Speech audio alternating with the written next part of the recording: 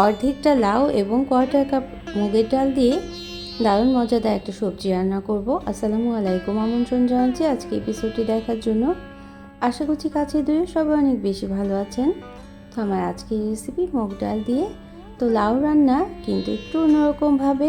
আশা করছি রুটি, পরোটা, গরম ভাতের সাথে অনেকই ভালো লাগবে এই লাউ রান্নাটা। তো লাউটা আমি অর্ধেকটা নিয়ে নিয়েছি এবং কচি লাউটাই নেওয়ার চেষ্টা করবেন। তো এইভাবে দেখলেন তো পাতলা স্লাইস করে কেটে নিয়েছি। আর কোয়ার্টার কাপ পরিমাণ ডাল নিয়ে নিয়েছি, মুগ ডাল নিলাম। মুগ ডালটা আধা ঘন্টা পানিতে ভিজিয়ে রাখবো এবং তারপর ধুয়ে পরিষ্কার পানি করে নেব এবং তারপর আমি রান্নাটা শুরু করে নেব। এখানে লাউটা আগে চুলোয় দিয়ে দেব। লাউটা চুলোয় দেওয়ার জন্য পেঁয়াজ কুচি দিয়ে দিলাম তেলের মধ্যে এবং পাঁচফোড়ন দিয়ে দেবো কোয়ার্টার চা চামচ পরিমাণ। কিছুটা সময় নরম হয়ে আসার পর অন্যান্য মশলা দেব। তো মশলা যথারীতি আধা চা চামচ জিরে গুঁড়ো, আধা চা চামচ ধনে গুঁড়ো এবং আধা চা চামচ পরিমাণ হলুদের গুঁড়ো দিয়ে দিলাম এবং শুকনো মরিচের গুঁড়ো 1 চা চামচ দিয়েছি। আর লবণটা পরিমাণ মতো দিতে হবে এবং আদা রসুনের পেস্ট আমি সামান্য পরিমাণ দিয়েছিলাম। তারপর এখন পানি দিয়ে মশলাটা খুব ভালোভাবে কষিয়ে নিতে হবে। যখন তেলের উপর চলে আসবে তখন পাতলা স্লাইস করে কেটে রাখা লাউটা দিয়ে দিতে হবে। তো এই লাউ রান্নাটা অনেক বেশি মজাদার হয়। একটু অন্যরকমভাবে রান্নাটা করছি। সচরাচর আমরা যেভাবে রান্নাটা করি ঠিক সেভাবে না। রুটি, পরোটা, গরম ভাতের সাথে অনেক বেশি ভালো লাগবে কিন্তু এই লাউ রান্নাটা। আর এখন যে গরম পড়েছে, স্বাস্থ্যকর খাবারের মধ্যে যদি লাউ রান্নাটা থাকে তাহলে কিন্তু হজমে আমাদের অনেক সাহায্য করে। এই জন্য দুপুরে গরম ভাতের সাথে অথবা সকালে রুটির সাথে লাউয়ের রেসিপিটা কিন্তু রাখতেই পারেন। তো এখানে আমি টমেটো পিউরি দিয়ে দিয়েছিলাম। আর টমেটো পিউরিটা আমার ডিপে রাখা ছিল। 2 টেবিল চামচ পরিমাণ টমেটো পিউরি দিয়ে মশলার মধ্যে পানি দিয়ে কষিয়ে নিয়েছি এবং যখন তেলের উপর চলে আসবে তখন আমরা লাউটা দিয়ে দেব। তো লাউ রান্নাটা সবসময় কিন্তু একই রকমভাবে খেতে ভালো লাগে না, আর এভাবে করে রান্না করলে কিন্তু অন্যরকমভাবে একটা টেস্ট আসবে। তো লাউটা দেওয়ার পর আমি পানি দিয়ে দেব। পরিমাণ মতো পানি দিয়ে লাউটা সিদ্ধ হওয়ার জন্য বসিয়ে রাখতে হবে। আমার প্রায় 20 মিনিট সময় নিয়ে লাউটা আমি সিদ্ধ করে নিয়েছি।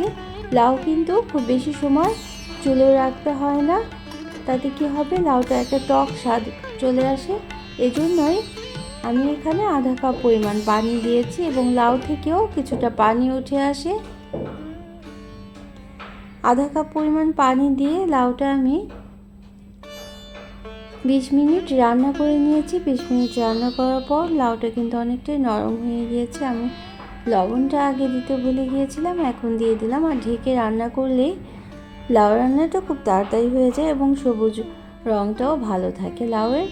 তো একটা মিক্সার জারে আমার ভিজিয়ে রাখা মুগ ডালটা দিয়ে দিতে হবে এবং আদা স্লাইস দিয়েছি 2 টুকরো এবং কাঁচামরিচ 2 ফালি দিলাম এবং লবণ দিয়ে আমি এখন মিক্সার জারে মিক্স করে নিলাম।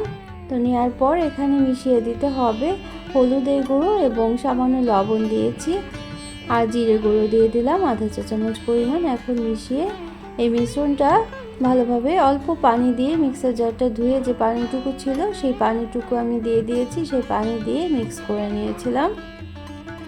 এখন একটা প্যানের মধ্যে আমি মিক্সারটা বসিয়ে দেব। প্রথমে এভাবে করে যেভাবে করে আমরা চাপড়ি তৈরি করি ঠিক সেভাবে করেই কিন্তু এটা তৈরি করে নিতে হবে।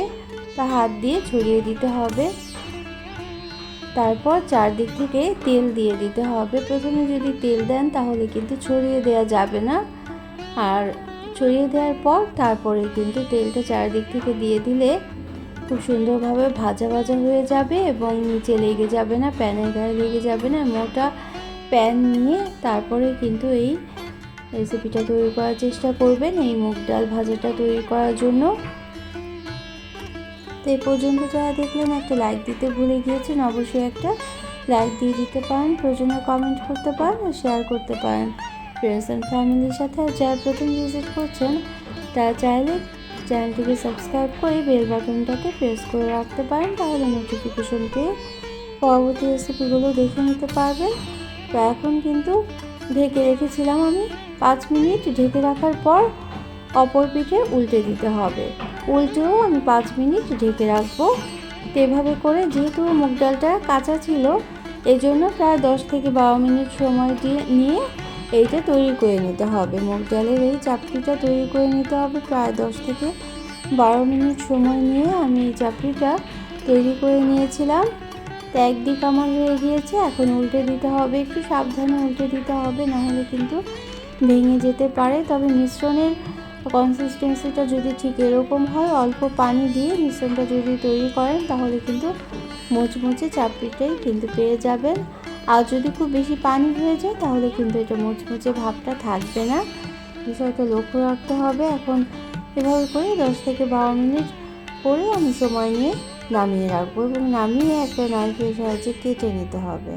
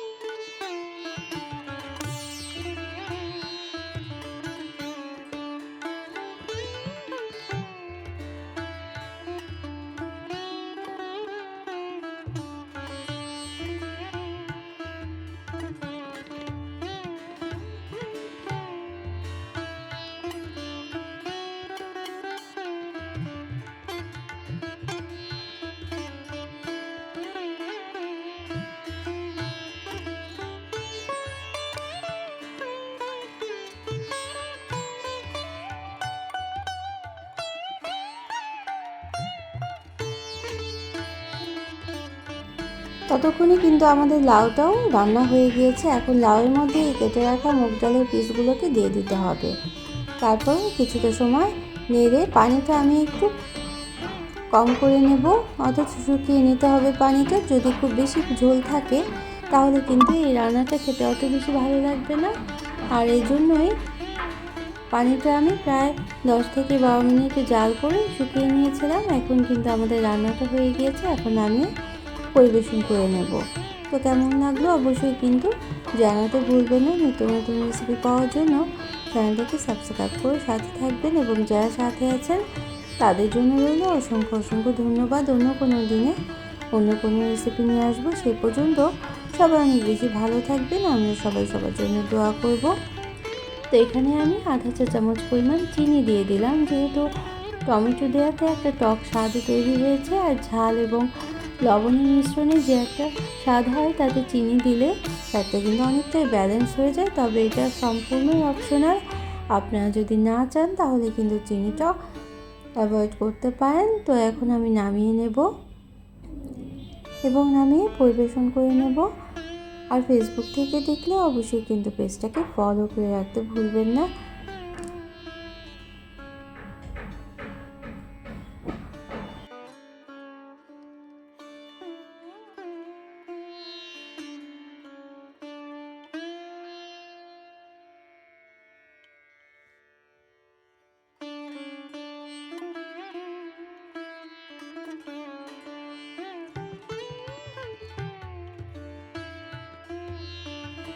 Thanks for watching. আল্লাহ হাফেজ। আসসালামু আলাইকুম।